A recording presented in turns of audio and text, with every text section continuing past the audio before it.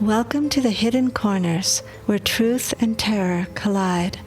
Discover a realm where the lines between the living and the supernatural blur, as you embark on a journey to the paranormal and visit the mysterious hidden corners of your mind.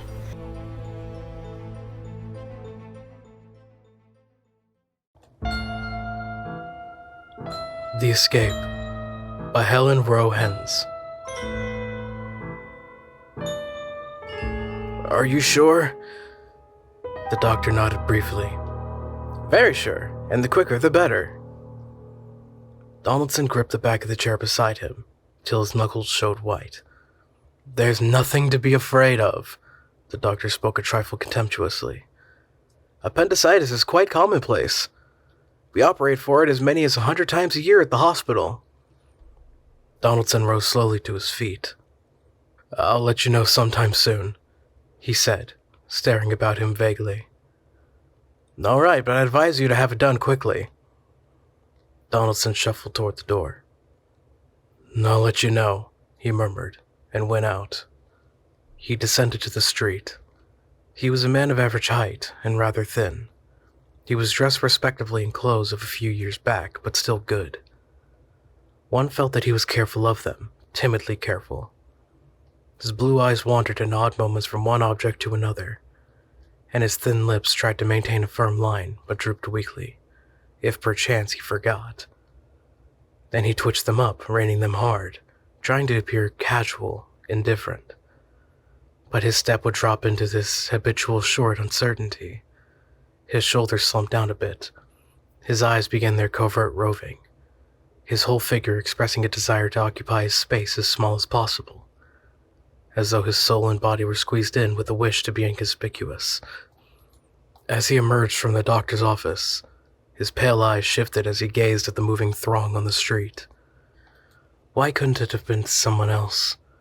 Here they were, all so gay, so unconscious of him, and the shadow that hung over him. Unconscious. That was a word which had terrified his mind for 10 long years. And that was what the anesthetic meant. Unconsciousness. Donaldson threaded his way along and turned into a little side street until he came to his house. He let himself in with his key. The bare hall resounded dismally to his footsteps. The gaunt, shadowy room gave him only a chilly welcome. When Mrs. Saunders had kept house for him, it had been more cheerful. There was not that death-like stillness when he came in. That had been several years ago, and since then his fear had increased through long keeping like some great lank brute, gnawing in the darkness. It was a sly, suspicious fear that shunned companionship. He had lived for 10 years all alone, except for Mrs. Saunders, the housekeeper. But finally even her presence had become too much, and he had sent her away. He began stupidly preparing dinner. There was some ham, cheese, a half loaf of bread, and a few potatoes which he peeled, standing by the sink. There was also a small pie that one of the neighbors had sent him a few days ago. Kindly people they were, unable to understand Donaldson's solitary life, and who took pity on him, and occasionally sent him bits of pastry, jelly to freshen his meal.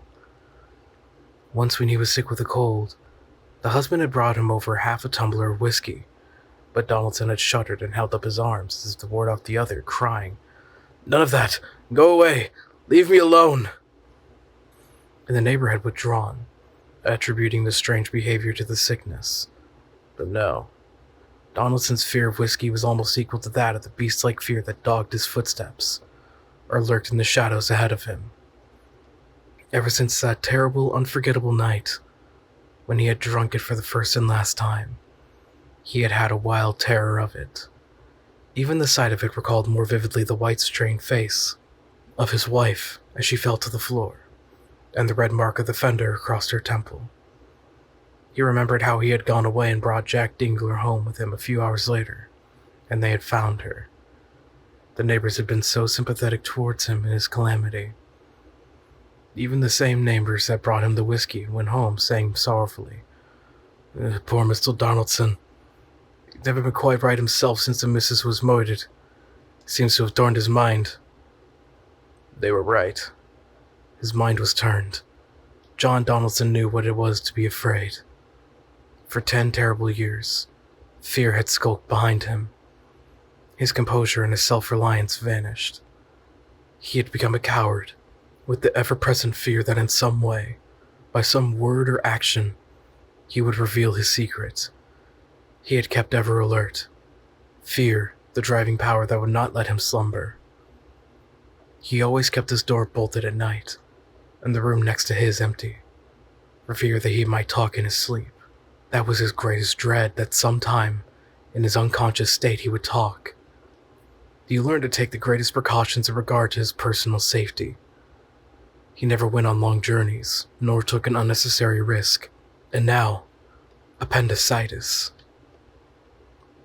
One night, a week later, Donaldson woke up with a start, his body wet with perspiration. He had been dreaming a terrible dream. It seemed as though he saw the white face of his wife, with a red mark across the temple, only she was standing up and looking at him with an unfamiliar, ghastly expression in her eyes. And behind her, looking over her shoulder, was a satyr's face, long and yellow. Then this figure stepped out and came towards him, holding chains in his hands. Chains for him, Donaldson. He had had dreams like this before, varying slightly in detail sometimes, but always with the same terrible suggestion. And always he had waked up as he did now, wet and cold, with the same monstrous fear clutching him, pricking him like 1,000 needles, drawing up his flesh, paralyzing him with a queer, uncanny thrill. He wondered if he had talked in his sleep. Of course, there was no one to hear. Still he wondered. It was something he could never know, an awful, threatening uncertainty that hung over him, that would always hang over him. And those chains. He had a mental vision of himself in the penal stone quarries, chained to an iron ball. He looked at his watch. It was later than he had thought. 6 o'clock. He got out of bed and dressed quickly. He knew from experience the only way to work off the stultifying effect of his dreams. It was physical action, to walk and walk until he tired himself out.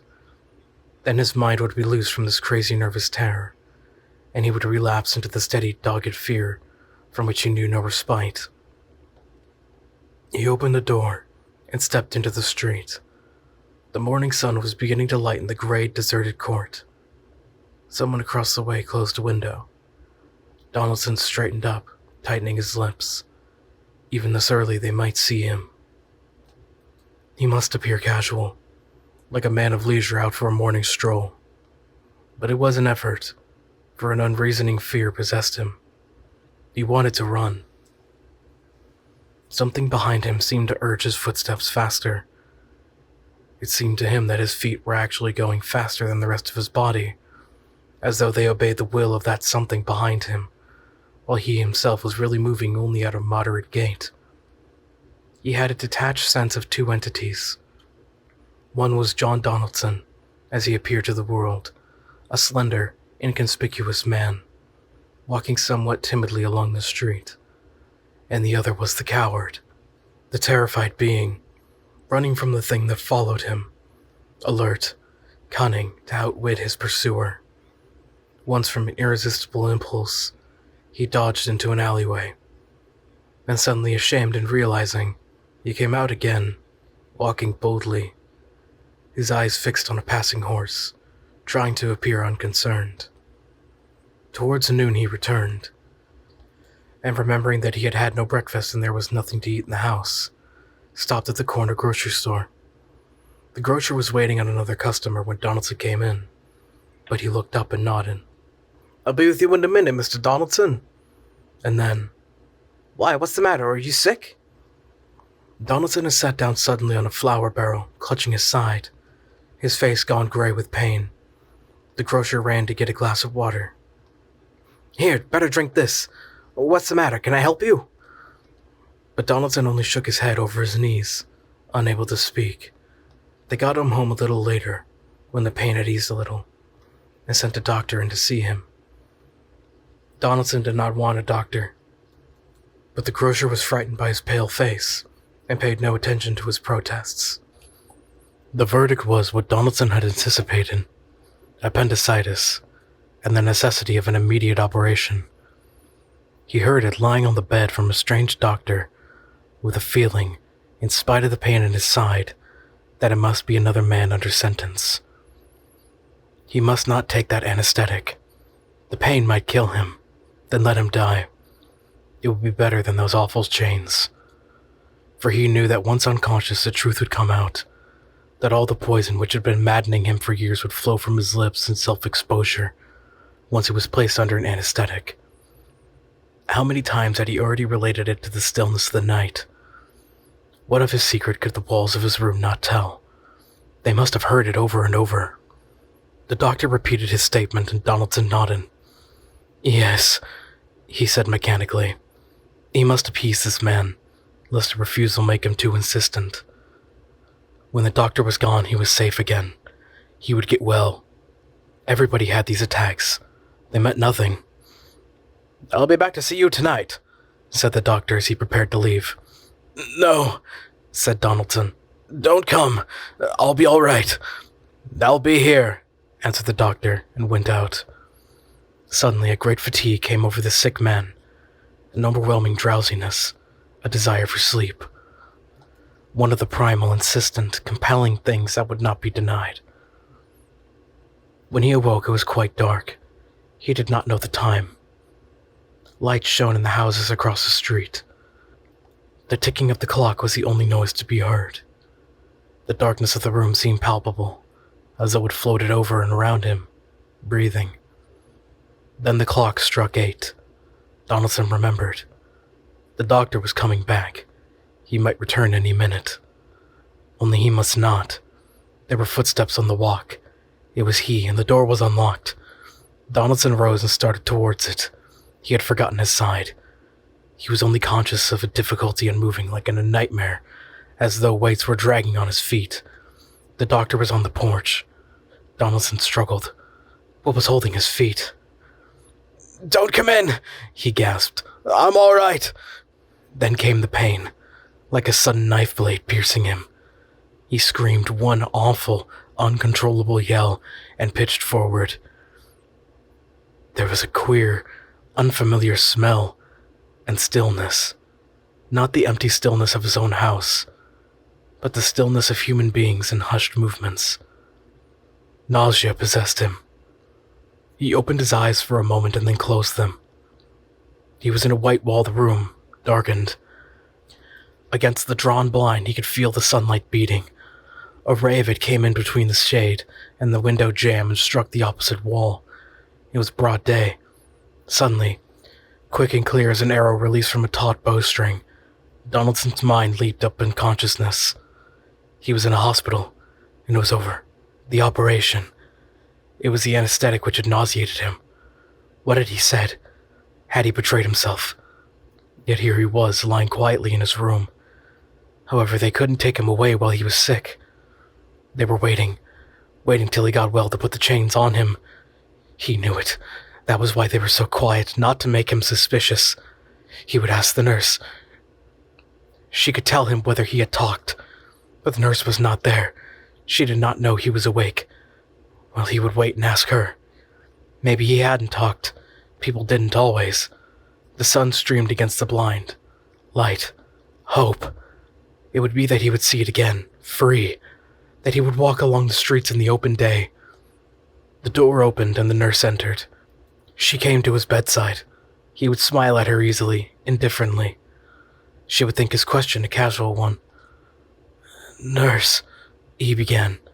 His voice sounded far away, weaker than it should have. The nurse smiled. "How is my patient? Feeling better?" "Nurse," he strove valiantly to make his voice strong, casual. He even smiled weakly. "Did I talk under the ether?" "No, not a word. Now rest quietly and I'll come back after a while." And she went out. Donaldson sighed. He was still safe. She had told him so. She would not deceive a sick man. And yet, wouldn't she? He remembered reading somewhere that patients were always told they had not talked, lest the knowledge excite them and hinder their recovery. That was why she had said it. They wanted him to get well so they could put the chains on him. Hadn't she hesitated a bit before she answered? He had thought she looked at him a bit suspiciously. Now he was sure of it, and that was why. They didn't want him to know they knew. They wanted to be sure they'd get him. Just then, Donaldson's thoughts were interrupted by the noise on the street. 2 vehicles clattering over the pavement and the sound of a bell. The door was standing slightly ajar. 2 nurses were passing in the hall, and Donaldson's straining ears caught their voices. "What is all this noise about?" asked one. "I don't know," replied the other. "It sounds like a police patrol." They were after him. What should he do? He threw back the bedclothes. His mind was working like lightning. They would never get him. He slipped to the floor. How he got to the floor he never knew. Fear lent strength. He closed it and stumbled back across the floor, half falling against the bed. He knew what he was going to do. He pulled up the bedclothes from the foot of the bed with feverish haste. The sheet, that was what he wanted. He ripped open the hem a few inches, turning it back so that he could get the raw edge of the material. Then he tore off the strip of the whole length of the sheet. He laughed excitedly. They'd never get him. By this time, the cut in his side had reopened, but he did not notice it. He knew nothing but his one mad purpose. His senses seemed to have deserted him. It was as though he were in a dream. He felt as though his mind were standing off, directing his body to do these things, and as though he were putting a senseless and inanimate other half of him through certain prescribed motions. He tied one end of the strip to one of the iron bedposts, then he climbed into bed and lay down. He circled the under end of the strip around his neck. The head of the bed was looped between the posts with scrolls of white iron work. He lifted his knees and pushed with his feet till his head was through one of those openings, hanging down into the space between the bed and the corner of the room. His neck was now in a straight line between the bedposts, bent backwards as he breathed. He emitted from his lips little hoarse noises that seemed to struggle out protestingly from his strained throat. He knew that he could not strangle himself to death, for as soon as unconsciousness came, he would relax his hold. If he could tie the other end, that was sure and safe. The blood rushed to his head. He pulled the knot tight, very tight, and gasped. He felt as though he were drowning. His temples throbbed, and his ears beat as though the waves were knocking against the inside of his head, now roaring, now singing with queer, unearthly hum. He relaxed his hand, and the noose slackened. There. That was not so bad, but the blood rushed back from his brain, and the waves swirled around him now and made him fearfully dizzy. He felt like a little brig tossed in the valley of a tempestuous sea, beaten, dazed, apathetic. He recovered somewhat. The police. They must be on their way up. The waves were calling, their restless surging hammered upon his brain, dulling its sensibility. There was peace beneath those waves, unchanging peace. But he must hurry. A cloud rose before his eyes, gray and inviting. He seemed to forget. What was he going to do? Where was that peace? Peace. Something he had not known for eons, aching, endless eons of time. Where was it? Ah, yes, beneath the waves, those heaving, restless, insistent waves. "I'm coming," he murmured thickly. His tongue seemed swollen. There was need of haste. He shook himself to clear his mind for the final effort. Then he pulled the noose tight with all of his strength and tied it quickly to the right-hand bedpost. The waves seemed to open and he was going down. He saw a faint opalescent light beneath him. There was something precious down there. It was peace. "I'm coming," he muttered, struggling, his arms stretched out towards it. "I'm coming."